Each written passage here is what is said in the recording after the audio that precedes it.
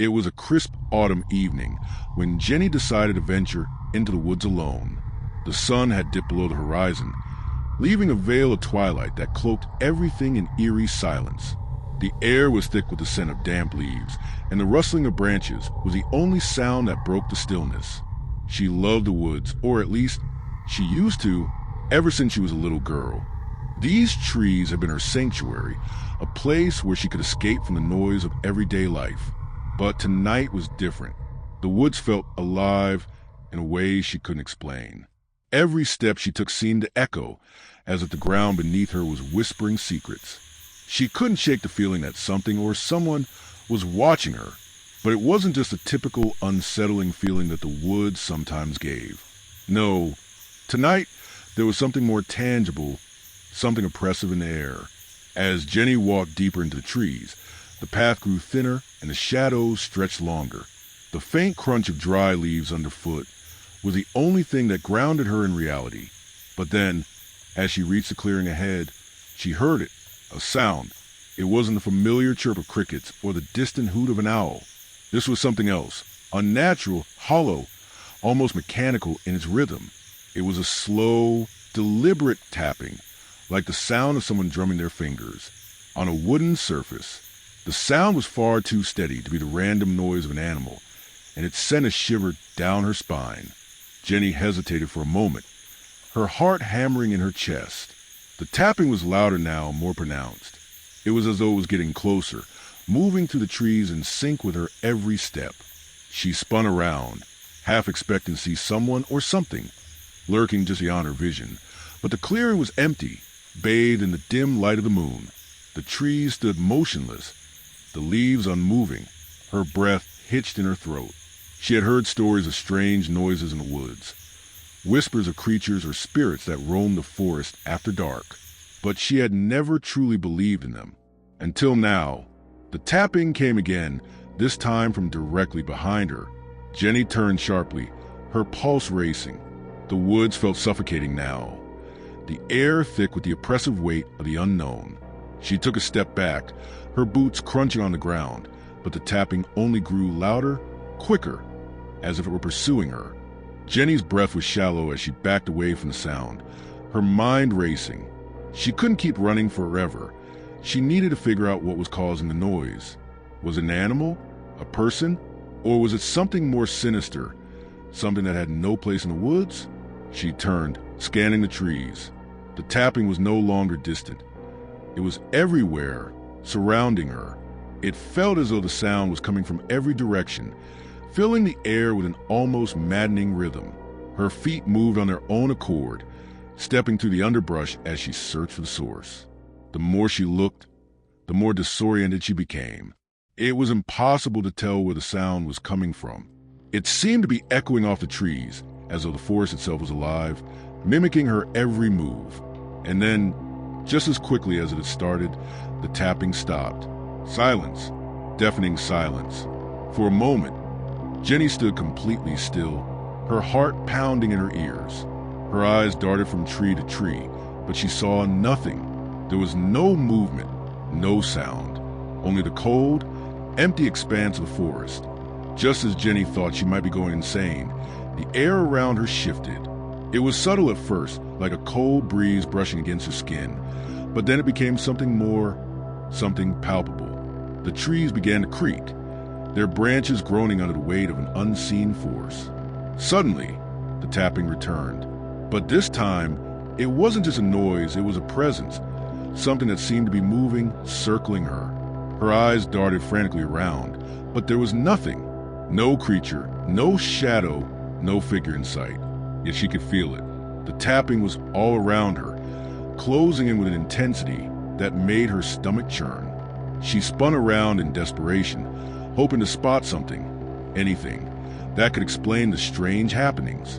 But then, through the trees, she caught a glimpse of movement, a shadow, tall and thin, slinking between the trunks.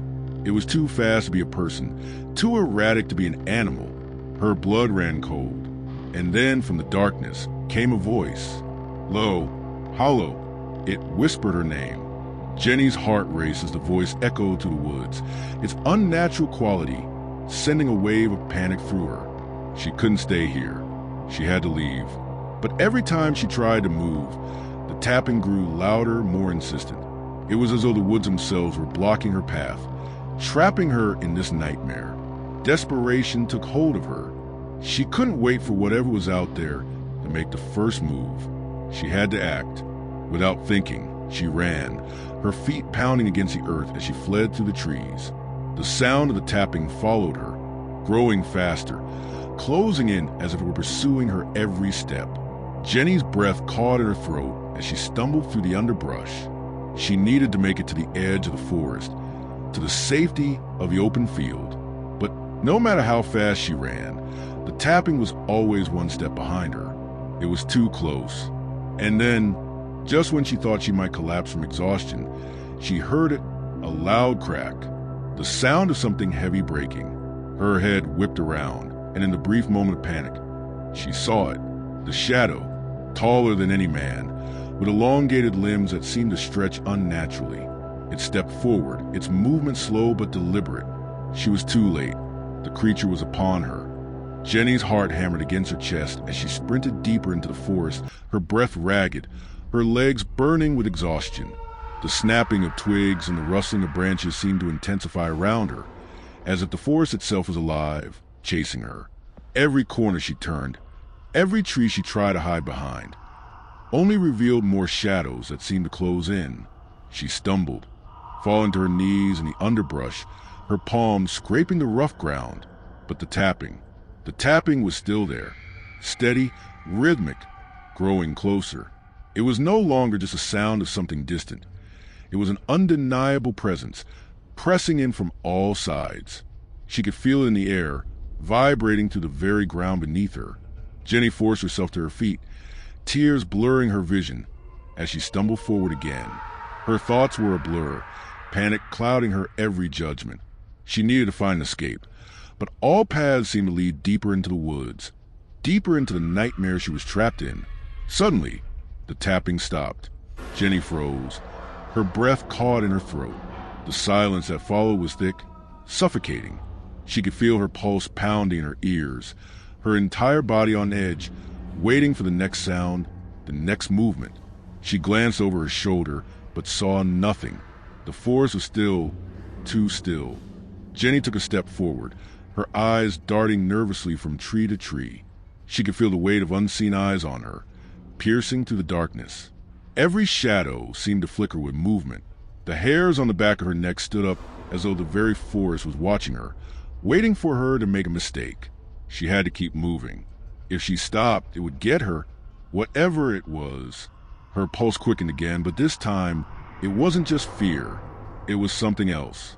A low, gnawing sensation deep within her gut told her she wasn't alone. Suddenly, she heard a rustling behind her. No tapping this time, just the sound of something large moving through the leaves. Jenny whipped around, her breath catching in her throat. But all she saw were the towering trees, their branches swaying gently in the wind. No figure, no movement. She swallowed hard, convincing herself it was just the wind, or perhaps her mind playing tricks on her. But the unsettling feeling of being watched remained, gnawing at her. The eerie silence was shattered when a voice rang out from the darkness. A whisper, a low, guttural voice that seemed to seep from the very trees. It was soft at first, just a murmur in the distance, but then it grew louder, closer. "Jenny!" She gasped, her breath hitching in her throat. The voice was unmistakable. It had called her by name, but it was wrong. It wasn't anyone she knew.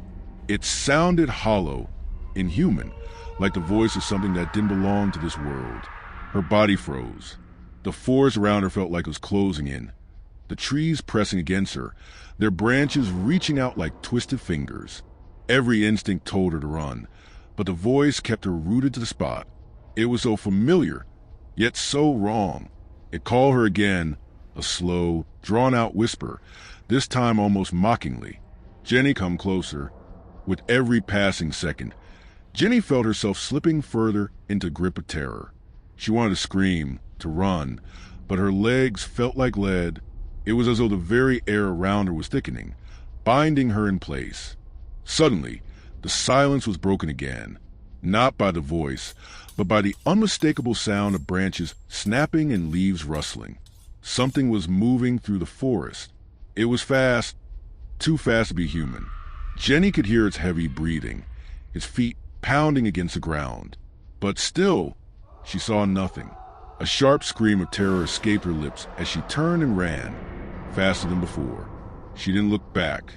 She couldn't, but the sound of something pursuing her, its footsteps rhythmic and relentless, echoed in the woods around her. Every step she took was matched by another, louder and faster. It was closing in, gaining on her with each passing second. Her legs burned, her breath ragged, but she couldn't stop. She needed to escape. Ahead, she saw a clearing, an open space. Freedom. She pushed herself harder, but the footsteps behind her grew louder, more frantic. She could feel the presence closing in, its cold, menacing energy brushing against her skin. Just as she reached the edge of the clearing, she tripped over a root and fell to the ground. A sharp pain shot through her ankle, but she couldn't stop to assess it. She scrambled to her feet, but it was too late. The thing was there, too close now. Jenny's heart was racing, her eyes wide with panic. She turned around slowly, hoping, praying, that the thing wasn't behind her. But it was. The creature stepped out from the shadows, tall and thin, its limbs elongated and unnatural. Its face was obscured by darkness, but its presence was unmistakable, cold, alien, and otherworldly. It didn't move like a human. It slithered, its movements jerky and disjointed, like a marionette being pulled by unseen strings. A guttural growl escaped its throat as it stepped closer, its eyes glowing with an unnatural, sickly light. Jenny felt the urge to scream, but no sound escaped her lips. She tried to move, to escape, but her body wouldn't respond. She was paralyzed, frozen by the sight of this creature, this hunter from the depths of the forest. The thing's mouth opened wide, revealing rows of jagged, black teeth. It was about to pounce. And then the tapping began again. Jenny jolted upright with a sharp gasp, her chest heaving as if she'd been pulled from underwater. Cold sweat dripped down her brow, and her fingers dug into damp soil. The pain in her ankle throbbed dully, but it was a silence that unnerved her most, unnatural and heavy, like the forest was holding its breath. She wasn't in the clearing anymore. The trees surrounding her were gnarled and bent, warped into grotesque shapes that twisted toward the sky like blackened claws. The air smelled sour, like rotten rust, and a dense fog crawled along the ground, coiling around her legs. There was no sign of the creature, no sound of tapping. She didn't remember running. She didn't remember escaping. Only that moment of paralysis, that grotesque face, and then nothing. Jenny slowly stood, biting down a cry from her injured ankle, and scanned her surroundings. These woods weren't the same. The trees were too tall. The moonlight didn't pierce the canopy. And in the distance, something glowed faintly red. It was as if she had crossed into another version of the forest, one that shouldn't exist. Drawn by the faint glow, Jenny limped toward it, each step cautious and tense. The air was unnaturally still, no wind, no rustling leaves, no chirping insects, only the distant, slow pulse of red. She pushed through a thick curtain of vines, and the forest suddenly opened into a wide, circular grove. In the center was a stone structure, like an altar, covered in moss and strange carvings. Surrounding it were dozens of animal bones, some fresh, others ancient, arranged in tight spirals around the base. Hovering above the altar was the source of the red light, a small orb pulsating slowly, casting long, twisting shadows across the clearing. Jenny felt her mind recoil at the sight of it. The orb didn't just glow. It hummed, a low frequency that seemed to bypass her ears and go straight into her bones. It made her dizzy, nauseous, and yet she couldn't look away. She stepped closer, hypnotized. The carvings on the stone seemed to shift under her gaze, symbols of eyes, limbs, mouths. And then, from behind her, a whisper cut through the hum. "You shouldn't be here." Jenny turned around slowly, every hair on her body standing on end. A figure stood at the edge of the grove, humanoid but wrong. Its skin was ashen, stretched too tightly over its elongated limbs, and its eyes were entirely black like empty wells. It didn't walk. It drifted closer, silent as smoke. "You don't belong in this place," it said, voice echoing with layers, like many mouths speaking at once. "The wood's open for you. Now they won't let you go." Jenny staggered back. Her voice caught in her throat. "Were you?" The figure tilted its head unnaturally. "We are what listens, what feeds, what mimics." Behind it, the trees began to groan. The forest was waking up again, shifting around them. The sound of tapping started anew, this time from multiple directions, slow, deliberate, in sync with her breath. Jenny turned and bolted, limping as fast as she could away from the grove, away from the red light, and the creature that stared without blinking. The whisper followed her through the trees. "Don't run. It already knows you." Jenny tore through the woods, branches slashing her arms, her ankles screaming with every step. But the tapping was back, echoing between the trees like skeletal fingers drumming on hollow wood. Faster now, closer. The landscape around her began to change. The forest floor cracked open into long fissures. The trees thinned into crooked spires, their trunks hollow and dark. She passed one and heard something inside it, breathing, low and rasping. The path split ahead, and instinct pulled her toward the left. But the tapping grew louder that way. Right then, she veered off, nearly tumbling down a slope. At the bottom, she came to a stop. The trees here were silent. The fog was thicker, and the sky above was black. Not starless, black, like something had draped a veil over the world. She thought she was safe, until she realized the tapping had stopped entirely. And somehow that was worse. The silence pressed against Jenny's eardrums until it became a sound itself. Then it started again, but different this time. A new rhythm. 3 taps. Pause. 3 taps. Pause. It came from directly ahead. She turned in place slowly. The trees around her were still. The fog had parted slightly, revealing something on the other side, a shape too tall and narrow to be human, standing motionless in the mist. Tap, tap, tap. The figure took one slow, deliberate step forward. Jenny backed away, heart pounding. She stepped on a dry twig. Crack. The figure stopped, tilted its head. It mimicked the sound. Crack. Jenny whimpered. "Please." The figure's voice split the fog. Deep, wet, like wind through a clogged drain. "You make sounds, too. Let me wear them." Her legs gave out beneath her, and she dropped to the forest floor, shaking. The figure stepped closer, and as it did, its features became visible. A patchwork face, stretched skin, animal eyes, a mouth that ran from cheek to cheek. It was built from noise, from things it had mimicked, things it had consumed. It didn't belong in any natural world, because it wasn't from one. Jenny ran.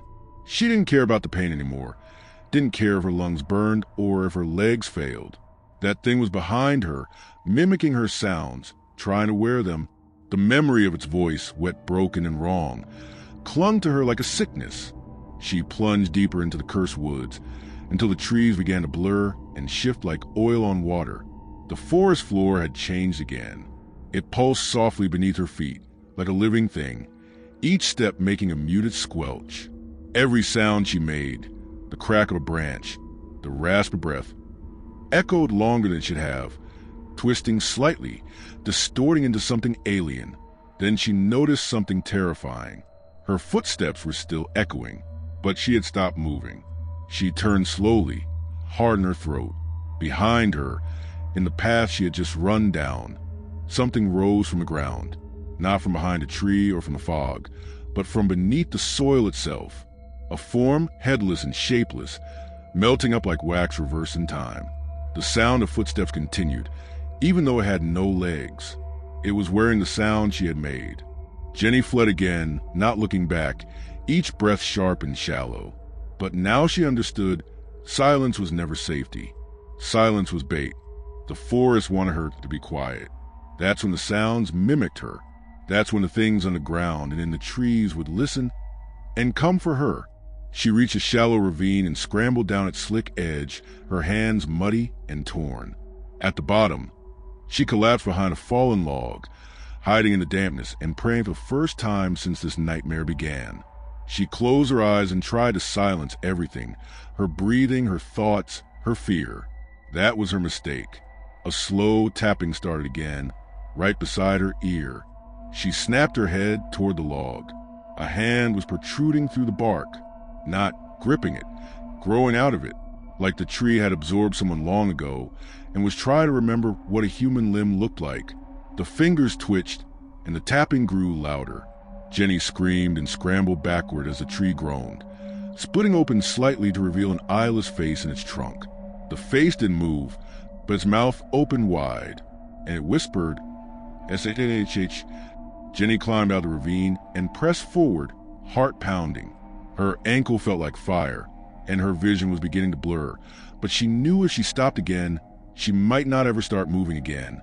Eventually, the trees thinned, and she stumbled upon something impossible. A road, old and cracked, swallowed by roots and vines. A rusted street sign leaned sideways, barely legible. Camp Eastridge, 2 miles. The name stirred something in Jenny's memory. She'd heard of it before, an old summer camp from decades ago that had been abandoned after, what, a fire? No, something worse. As she looked around, she saw old fences, rotted cabins peeking through the trees, a faded totem pole with claw marks carved into its surface. But it wasn't abandoned. Not really. The fog had stopped here, as if repelled. The tapping, for now, had ceased. A terrible peace hung over the place like a shroud. Jenny moved cautiously down the camp's main path, feeling like she was walking through a forgotten photograph, someplace caught between times. Then she saw the children, dozens of them, standing between the trees, silent, watching her. Jenny froze in place. The children, if that's what they were, weren't moving. Their faces were pale, emotionless, mouths slightly open. Their eyes were completely white, no pupils. Some looked fresh. Others looked like they'd been standing for years. She called out, voice trembling, "Hello? Are you okay?" The children didn't answer. They only tilted their heads in unison, like birds responding to a distant sound. Then they spoke, all at once. "He is listening through you now." Jenny staggered back, horrified. Their voices overlapped, like a chorus recorded on broken tape. Then just as suddenly, they turned and walked away, vanishing behind trees and cabins, as if they had never been there. But their message remained. The forest was no longer hunting her. It was using her. Every step she took, every breath, every sound. She was its vessel now, and whatever was listening was getting closer. Desperate for answers, Jenny found the main lodge of the camp, half collapsed but still standing. Inside, the air was dry and heavy with dust. Old bunk beds were strewn across the room, and mold crept up the walls. On one of the beds sat an object that shimmered faintly in the dark, a mirror. She approached it slowly, unsure why it felt wrong. The mirror reflected the room correctly, except for her. In the reflection, she wasn't alone. Standing directly behind her was a towering black figure. No face, no features, just a void. Its hand was raised, hovering over her shoulder. Jenny spun around. Nothing. She turned back to the mirror. The figure was still there, and this time, its mouth began to open. A deep, vibrating sound started from the mirror, low and dissonant, like a corrupted violin string being drawn infinitely. Jenny screamed and smashed the mirror with her elbow. The glass shattered, and with it, the sound stopped. But her ears were ringing now, ringing and tapping from inside the walls. Jenny stumbled out of the lodge, the shattered mirror's fragments still clinging to her sleeves. The ringing in her ears wouldn't stop. It pulsed like a heartbeat, louder with each step. But she wasn't alone anymore. She felt it before she saw it. The shape, ahead of her, near the tree lean, something moved, slow and stiff, like a puppet learning to walk. Jenny's breath caught in her throat as the figure stepped into a shaft of moonlight. It was her. The same clothes, same hair, same posture, but wrong. Its limbs were too long, its face blurred as if copied imperfectly, like a reflection in rippling water. And when it turned to look at her, its mouth stretched into a jagged, unnatural grin. "Stop," Jenny whispered. The double didn't stop. It began mimicking her movements, step for step, like a living echo. Then it spoke, but not with her voice. It used every voice it had collected before her. A patchwork of screams, whispers, cries, laughter, layered into something inhuman. "I am almost whole," it said, voice reverberating like it came from 1,000 mouths. Jenny backed away, but each step she took made the creature mimic her again. Closer now. Every sound she made gave her more substance. She realized the truth with sickening clarity. It was using her sounds to finish building itself. Her panic, her screams, her existence were the final ingredients. She bolted down the overgrown road, passing the warped cabins of the forgotten camp. The forest around her twisted violently. Trees bending, trunks creaking, the air crackling with static. She passed the totem pole again and saw it had changed. Now her face was carved into the wood. Tears burned in her eyes. She couldn't run from this. It would always follow her. It was her now. But then she remembered the altar, the red light, the place that first revealed the truth. Maybe, just maybe, it could undo this. She turned toward the corrupted grove. Jenny burst through the fog into the cursed clearing once more. The altar was still there, pulsing with red light, though now it pulsed in rhythm with her heartbeat. The bones around it had multiplied. New ones, human ones, arranged in perfect spirals. The red overflowed above the altar, brighter now, throbbing with raw energy. Jenny approached, trembling. The air buzzed with static, and the tapping had become deafening. From behind her, she heard the doppelganger step into the grove. It didn't speak this time. It only listened. Jenny looked at the orb, then back at the creature. She stepped onto the altar and took a deep breath. Then, with all the air in her lungs, she screamed, not in fear, in defiance. The orb responded instantly, flaring, pulsing, rippling with energy. The scream fractured the grove. Trees shattered. Fog evaporated. The mimic screamed back, its patchwork voice shattering like glass. The ground opened, the bones scattering, and the red orb sucked in the creature's sound, its essence, piece by piece. It howled. Jenny screamed again, and it began to unmake. The grove collapsing on itself like a dying star. Jenny woke up on the forest floor, gasping, her body soaked in sweat. The orb was gone, the mimic gone, the grove leveled, but she didn't feel free. There was no sound, not even the wind, not the crunch of leaves beneath her fingers, not even her breath. She sat up and realized with horror she couldn't hear anything. Jenny opened her mouth to speak, but no words came. Her voice was gone. She stumbled through the now still woods, everything eerily quiet. The trees no longer bent, the air no longer pulsed, but she could feel it, some echo of the creature still inside her, feeding off the silence. She hadn't destroyed it. She had absorbed it. Weeks later, back in her town, Jenny stood by her bedroom window, watching the trees outside sway in the breeze. No one believed her story. She couldn't tell it. Her voice had never returned, but she wasn't alone in her silence. Sometimes when the wind blew just right, she heard it again, not with her ears, but within her. That tapping, faint, 3 taps, pause, 3 taps. And when she looked in the mirror at night, sometimes her reflection didn't move in sync. Sometimes it smiled. She had left the woods, but the sound had followed her home. Some sound belonged to the natural world, birds, wind, animals. But some are born in silence. They wait for you to hear them. And once you do, they never stop listening.